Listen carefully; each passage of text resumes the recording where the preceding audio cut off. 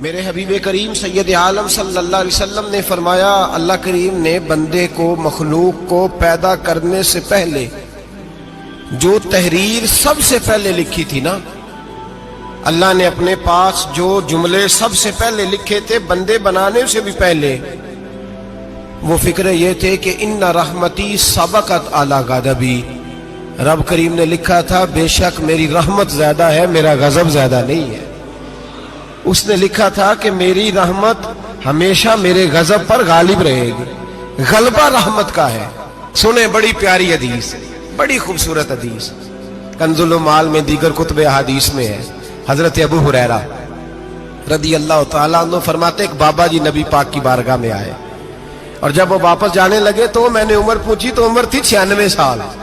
کہتے ہیں بزرگ جب آئے نا تو یہ بھویں جو ہے نا ان کی سفید ہو کے تو یوں آنکھوں پہ آ گئی، بڑی چھڑی بابا جی نے پکڑی ہوئی اور دونوں ہاتھ پکڑ کے نا چھڑی کے اوپر جھکے ہوئے ہیں ایک جانب، قربان جاؤں۔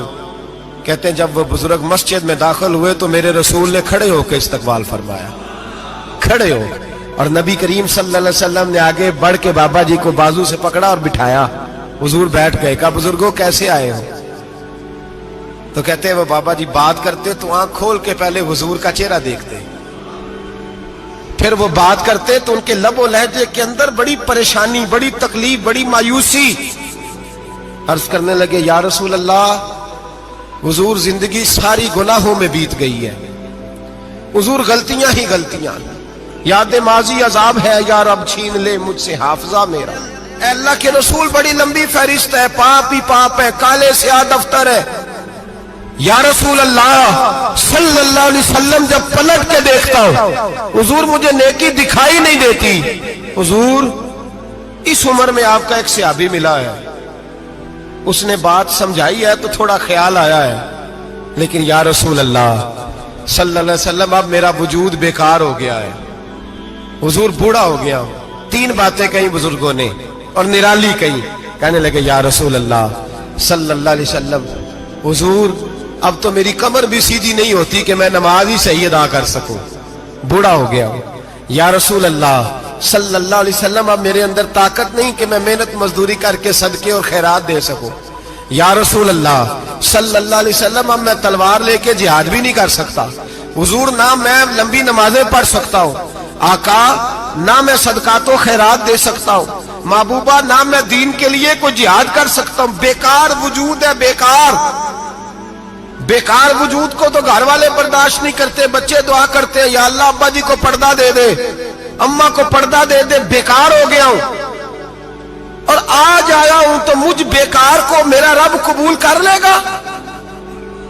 آج کلمہ پڑھوں تو بیکار ہوں، کسی کام کا نہیں، نہ نماز نہ صدقات نہ جہاد، قبول کر لے گا؟ حضرت ابو ہریرہ فرماتے ہیں جیسے برسات میں بارش کی جھڑی لگتی ہے، یوں مصطفیٰ کی آنکھوں سے جھڑی لگ گئی، حضور کھل کے روئے، کھل کے۔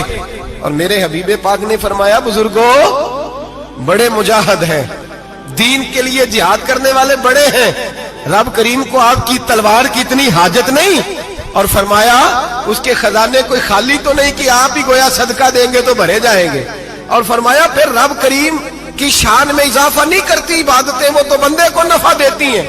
میں بزرگوں نہ آپ جہاد کریں، نہ آپ صدقات دیں، لا نبی نمازیں پڑھیں، آپ صدق دل سے آ جائیں، اللہ کے رسول کا وعدہ ہے رب آپ کو بغیر حساب کتاب جنت عطا فرما دے گا۔ آنا تو شرط ہے کہ نہیں؟ آئیں تو صحیح، نہ پہنچے تو صحیح، آ جائیں، اس کو نہیں عادت صدقات و خیرات کی، جہاد کی، تبلیغ، آئے تو صحیح نا۔ ان العبد اذا تعرف ثم تاب تاب اللہ علیہ، میرے حبیب نے فرمایا بندہ جب رو کے کہتا ہے نا یا اللہ غلطی ہو گئی معاف کر دے، فرمایا میرا مالک اسے فوراً ہی معاف فرما دیتا ہے۔ تو آ تو صحیح، تو آتا ہی نہیں، تو آ ہی نہیں رہا، تو گھر میں بیٹھا ہوا ہے، تو سویا ہوا ہے، تو دکانداری کر رہا ہے، تو پیسے گن رہا ہے، تو آیا ہی نہیں، آ تو صحیح۔ بلکہ میرے نبی پاک فرماتے ہیں جب اللہ پاک کا بھاگا ہوا غلام آتا پھر تو اللہ زیادہ راضی ہوتا ہے، پھر تو اللہ زیادہ راضی ہوتا ہے، زیادہ راضی ہوتا ہے، تو آ تو صحیح، پہنچ تو صحیح۔ بلکہ صوفیاء تو اور بات کرتے ہیں، وہ کہتے ہیں تو کبھی بھول کے بھی رب رب کرے تو اللہ تو اسے بھی قبول کر لیتا ہے، بھول کے۔ ملا رومی کہتے ہیں بنی اسرائیل کا بندہ ہے، सनम पत्थर को कहते हैं, बुत को कहते हैं। बुत के सामने खड़ा है और सारी रात कहता है या सनम या सनम या सनम, ऐ पत्थर ऐ बुत, सारी रात पुकारता रहा। रात गहरी हो गई, नींद का गलबा थक गया, सोने के करीब आया तो गलती से मुंह से निकल गया या समद, या सनम की जगह निकल गया। रब करीम ने फरमाया जिब्रील दौड़ के जा, जो मांगता है इसे दे दे। हजरत जिब्रील अर्ज करते हैं मौला भूल के तेरा नाम ले रहा है, भूल के ले रहा है। तो रब करीम ने फरमाया चल नाम तो मेरा ही ले रहा है ना, मेरा ले रहा है ना, या अल्लाह। वो अल्लाह करीम ने फरमाया झूठे के सामने सारी रात का खड़ा है, सारी रात का पुकार रहा है, उसे कुछ नहीं मिला तो सच्चे का नाम लिया है। अगर मैं भी कुछ ना दूं और बुत में और मुझ में फर्क क्या रह जाएगा। जा जो मांगता है झोली भर के दे, नाम तो लिया है ना। ओ भाई तू बहाना तो बना ना, वो आ तो सही ना, तू यहां आ जा, पहुंच जा, आ जा, बस बैठ जा, उसकी बारगाह नाज में हाजिर तो हो ना। तुझे फुर्सत ही नहीं, तू यारों के लिए टाइम निकालता है, बाजारों के लिए टाइम निकालता है, गलियों के लिए टाइम निकालता है, चौकों चौराहों के लिए टाइम निकालता है, हफ्ते में एक दिन होटलिंग के लिए भी जाता है, लेकिन कभी छुप के दो नफलों की तुझे तौफीक नहीं होती। और मैं कई दफा कह चुका हूं, जिस बंदे को बगैर इबादत के रिज़्क ज्यादा मिलने लग जाए उस पर आजमाइश होती है। रब करीम अल्लाह फरमाता है इसको पैसे दो, इसे आने ना देना, इसको को चल पैसे दौड़ जा। लोग समझते हैं मैं बड़ा ज़हीन हूं, अक्लमंद हूं, देखो मैं अपनी होशियारी से चालाकी से आगे निकल गया। तो आजमाइश है, ये तो आजमाइश है रब करीम की तरफ से, ये तो उसकी खुफिया तदबीर है। मेरे भाई उसकी बारगाह नाज तक जो आ गया, आना तो हमारी जिम्मेदारी है कि नहीं। फिर उसकी रहमत आगे बढ़ के इस्तकबाल कर लेती है, फिर अल्लाह का फजल उसको थाम लेता है उस बंदे को। और खुदा की रहमत कितनी ज्यादा है। मेरे हबीब करीम सैयद आलम सल्लल्लाहु अलैहि वसल्लम ने फरमाया अल्लाह ने अपनी रहमत के 100 हिस्से किए। कितने? हुजूर फरमाते हैं एक हिस्सा अल्लाह ने दुनिया में नाज़िल किया है। कितना? एक हिस्सा।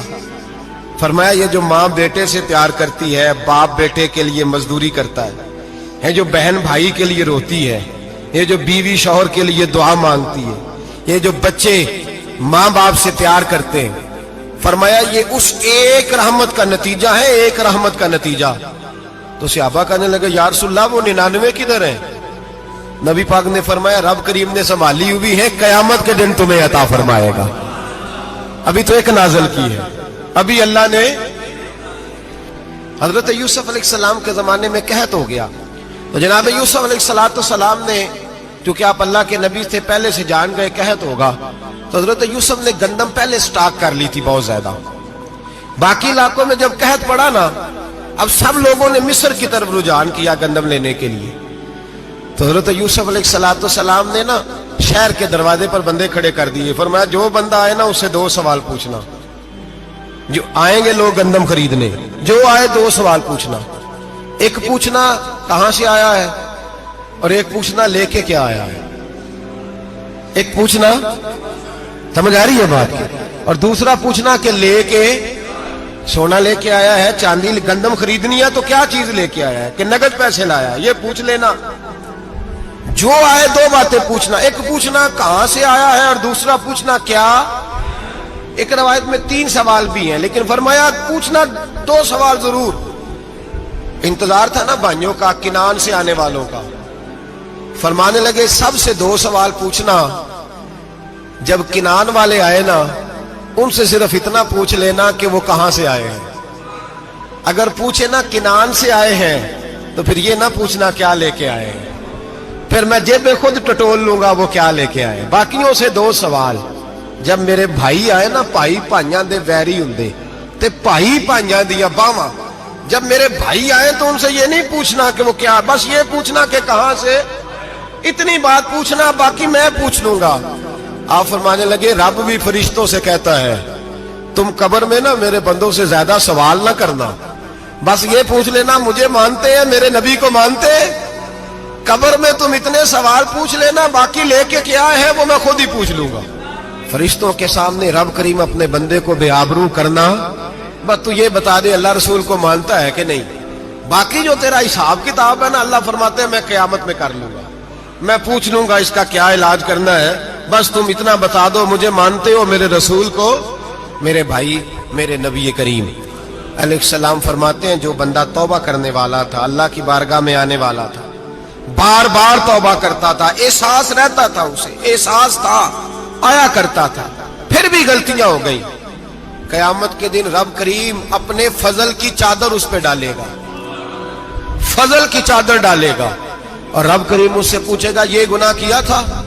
اور نبی پاک فرماتے ہیں اس نے بڑے بھی گناہ کیے، اللہ چھوٹے چھوٹے گناہوں کے بارے میں پوچھے گا، یہ غلطی کی تھی، یہ گناہ، بندہ ڈر رہا ہے، وہ کہہ رہا ہے پتہ نہیں سزا کیا ملے گی، کیونکہ دنیا میں بھی ڈرتا رہا، یہاں بھی ڈر رہا ہے، شرط یہ ہے کہ احساس والا ہو، آتا رہو، پھر بھی غلطیاں ہو گئی، خیال کرتا تھا، محنت کرتا تھا، نیک ہونے کی جدوجہد کرتا تھا، کوتاہیاں رہ گئی، یہ گناہ کیا تھا یا اللہ بھول گیا تھا، یہ گناہ کیا اللہ مجھ سے غلطی ہو گئی، یہاں بھی کیا تھا یا اللہ غلطی ہو گئی۔ نبی پاک صلی اللہ علیہ وسلم فرماتے ہیں چھوٹے چھوٹے گناہ اللہ دکھا رہا ہے اور اسے کہہ رہا ہے یہ کیا تھا، مانتا جا رہا ہے۔ رب کریم فرماتا ہے پتہ ہے میں تیرے ساتھ کیا کرنے والا ہوں؟ ٹانگیں کانپ گئی، یا اللہ پتہ نہیں۔ فرمایا میں تجھے ان گناہوں کے بدلے نیکیاں دینے لگا ہوں، ان گناہوں کے بدلے نیکیاں۔ نبی پاک فرماتا ہے فٹافٹ ہی بول پڑا، کہنے لگا یا اللہ میں نے تو بڑے بڑے گناہ بھی کیے، اگر تو نے گناہوں کے بدلے نیکیاں دے دیا تو میرے تو بڑے بڑے پاپ بھی ہیں، وہ دوسرے کدھر ہیں؟ میرے حبیب کریم علیہ الصلوۃ والسلام فرماتے ہیں رب مسکرائے گا جو رب کی شان کے لائق ہے۔ اللہ فرمائے گا تیرے دل میں احساس تھا، تو آیا کرتا تھا، تو توبہ کرتا تھا، تو میری بارگاہ ناز میں آتا تھا، پتہ تیرے اوپر چادر کیوں ڈالی ہے؟ یا اللہ نہیں، فرمایا میں تجھے اپنی رحمت کی چادر میں چھپا کے جنت میں داخل کرنا چاہتا ہوں۔ میرے بھائی تو آ تو صحیح، تو پہنچ تو صحیح۔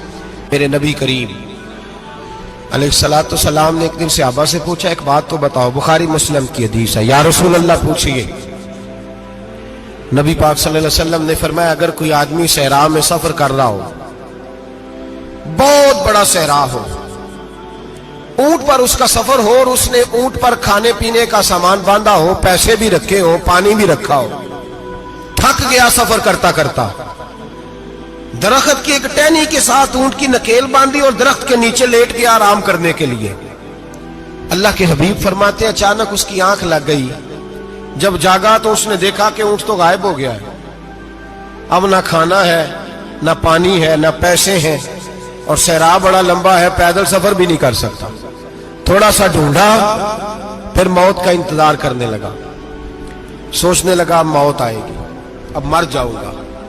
اللہ کے محبوب فرماتے ہیں تھوڑی دیر گزری، جب بالکل مایوس ہو گیا تھا تو اچانک نظر پڑی تو اونٹ اس کا سامنے کھڑا تھا۔ نبی پاک سے صحابہ سے پوچھتے ہیں بتاؤ، اس کی کل کائنات اجڑ گئی تھی، راز ضائع ہو گئی تھی، ہر شے لٹ گئی تھی، دوبارہ اسے مل گئی ہے، بتاؤ اسے کتنی خوشی ہوگی؟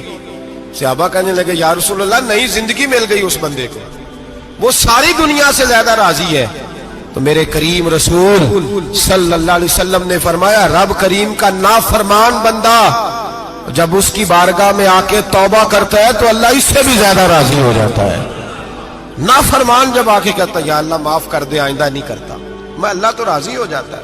اور حبیب پاک علیہ السلام فرماتے ہیں وہ اتنا کریم ہے، جب بندہ اپنے رب سے صلح کر لیتا ہے، توبہ کر لیتا ہے، تو اللہ زمین کو کہتا ہے تو بھول جا میرے بندے نے گناہ کیا ہی نہیں، آسمان سے کہتا تو بھول جا میرے بندے نے گناہ کیا ہی نہیں۔ پھر رب کریم فرشتوں سے فرماتا ہے کہ مٹا دو جو تم نے لکھا تھا، میں نے اپنے بندے کے ساتھ صلح کر لی ہے۔